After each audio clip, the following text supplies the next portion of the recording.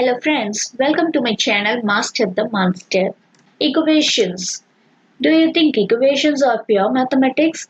Then you're absolutely wrong. Equations are part of our daily life. We use equations in our daily life. We not only use them, we also need equations to solve many real life problems. Before learning equations in detail, subscribe to my channel so that you will enjoy learning maths. Class 10 CPSE Maths Exercise 3.2 Problem number 1. Form the pair of linear equations in the following problems and find their solutions graphically.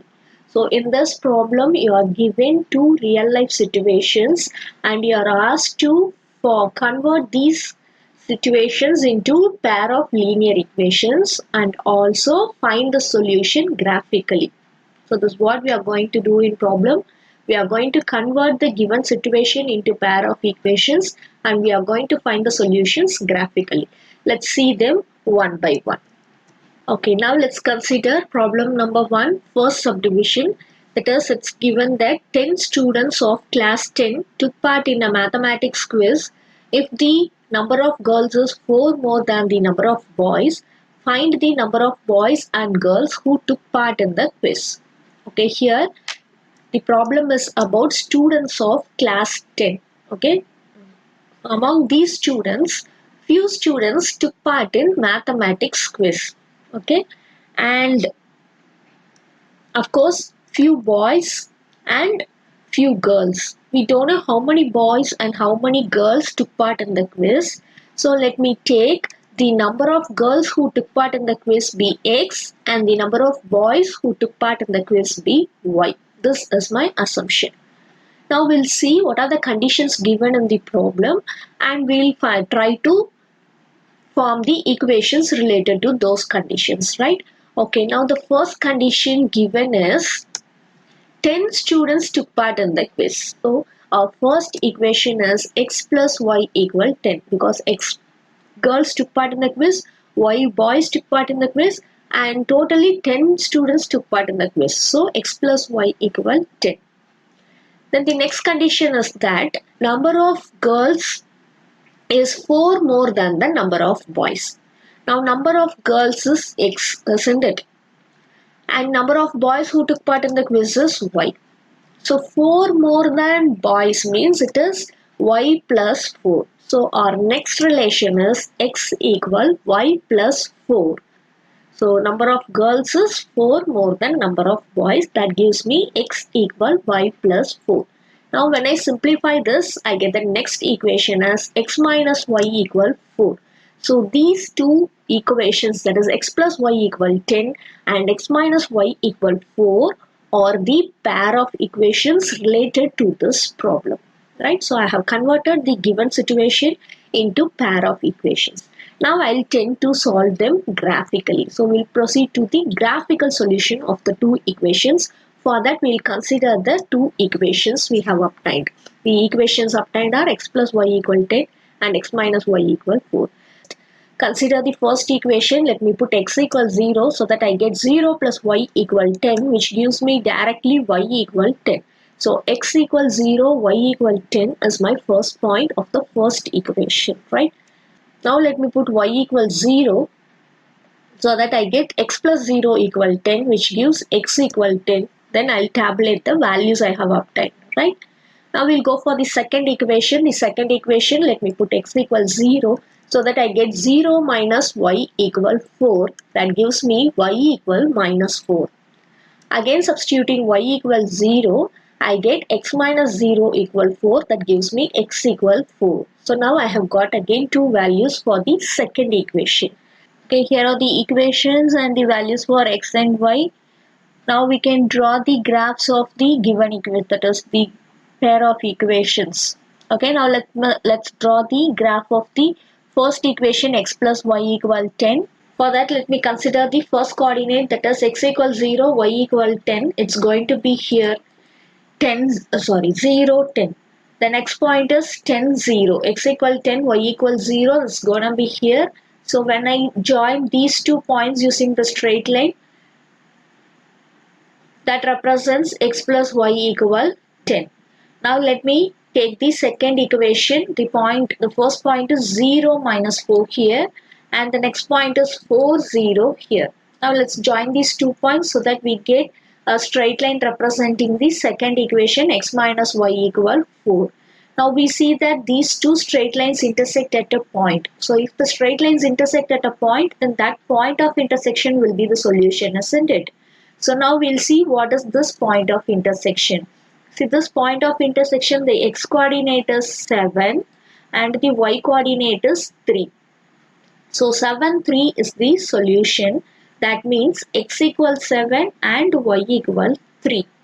But our assumption is x is the number of girls who took part in the quiz and y is the number of boys who took part in the quiz.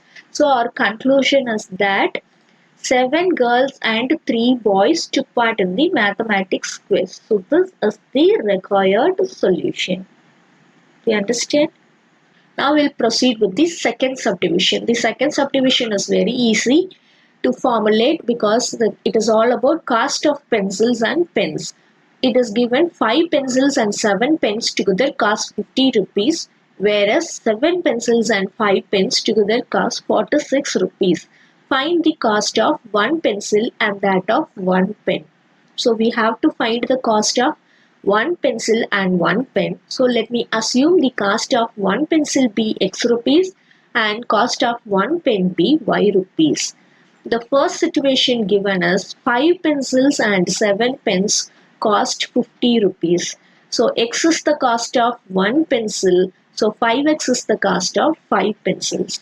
Y is the cost of one pen. So 7y is the cost of 7 pens. Hence I get the first equation as 5x plus 7y and the total cost is 50. So 5x plus 7y equal to 50 is my first equation. The next condition given is 7 pencils and 5 pens cost rupees 46. So 7 pencils means it is 7x and 5 pens, so it's 5y. Put together the total cost is 46 rupees. Therefore the next equation is 7x plus 5y equal 46. So these two equations together represent the given situation. Thus I have converted the given situation into pair of linear equations. Now I'll proceed to solve these equations graphically. Okay. See, usually I used to substitute x equals 0 and y equals 0, but in this problem I'm going to proceed in just a different way, because you are given 5x plus 7y equal to 50. This 50 is divisible by 5 but not by 7. And regarding 7x plus 5y equal 46, this 46 is neither divisible by 7 nor by 5. So in order to guess the values easily and to get fraction free or decimal free answers, that is just to get the whole numbers, we'll transform the given equation into some other form and we'll proceed.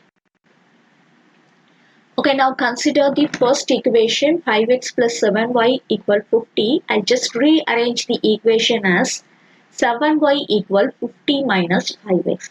What I'm going to do here is I'm going to express either x in terms of y or y in terms of x. Okay, in this problem I'm going to express y in terms of x so that I get y equal 50 minus 5x by 7. Now I can easily substitute values for x so that I get y as a whole number, not a fraction or decimal. Okay, so you don't get panic on seeing this format 50 minus 5x by 7. I'll make it easy for you how to find the values. Okay, now just by trial and error, that is roughly working, let's substitute x equals 0. We get 50 by 7. That's not going to be a whole number, we'll get a decimal. Suppose I put x equal 1, then what I get? 50 minus 5, 45, which is not divisible by 7. Suppose I put x equal 2, I get 50 minus 10, that is 40, which is again not divisible by 7. So like this, by trial and error, substituting values for x in your rough columns, you can get that x equal to 3 gives us the suitable solution. So let me put x equal 3 so that I get y equal 50 minus 5 into 3 divided by 7. So 5 into 3 is 15. So it simplifies to 50 minus 15 by 7, which on further simplification gives 35 by 7. And when you cancel the like terms, when you cancel the common factors, you get y equal 5. So x equal to 3 gives me y equal 5. Okay, now once you got the first value for x, you can get the next value easily because the denominator here is 7. So the first value is x equal to 3 means to get the next value just add 7 to 3. Okay, otherwise subtract 7 from 3. You can also add or subtract.